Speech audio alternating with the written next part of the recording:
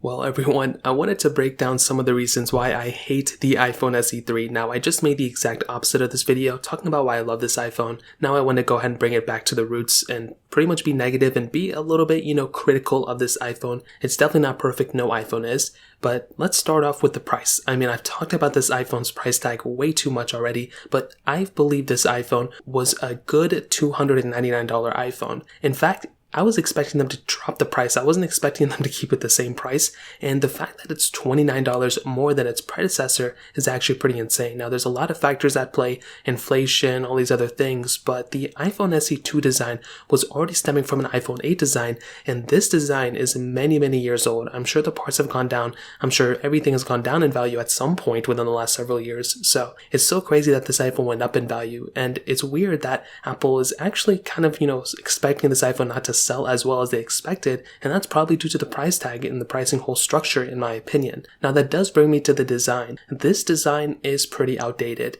I like a smaller iPhone, I prefer like the mid-tier models like the 13 Pro, but I do think that a smaller iPhone is definitely a super important thing because not everybody wants a super big iPhone and not everybody hates the home button. But personally, one thing I don't like about the home button is the wait time. A lot of people tend to forget that the gesture-based design we have on like the iPhone 10, the iPhone 11, 12, that is actually a much faster feeling phone than when you have to wait for the home button to register, that you clicked it. And that's something I've had to, wait through so long, and it's kind of annoying. Even on an iPhone 10, getting out of an application or getting into the recents panel is so much faster on an iPhone 10 than on an iPhone SE 3. In fact, when I went ahead and used my home button to close out of the applications, basically from my iPhone 8 and even my iPhone SE 3, or even the original iPhone SE and the iPhone SE 3, it's almost the same time. Like maybe the SE 3 is slightly faster, but you still have to wait for that iPhone to register that you clicked it. So that was one thing that I saw, and that's something I'm not really happy about. The home button is fine.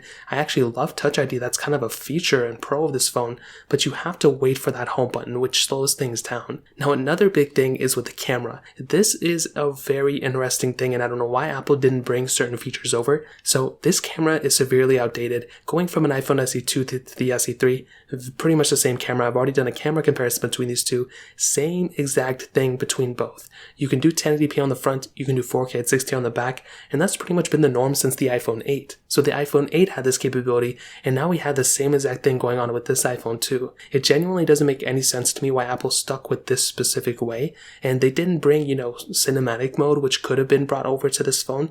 They kept portrait mode, which is great, but we still don't have portrait mode for animals, which is another thing that I kind of ran into, which was kind of annoying. And again, no 4K at 60 on the front. I mean, you don't have any extra lenses either, no ultra wide, no telephoto.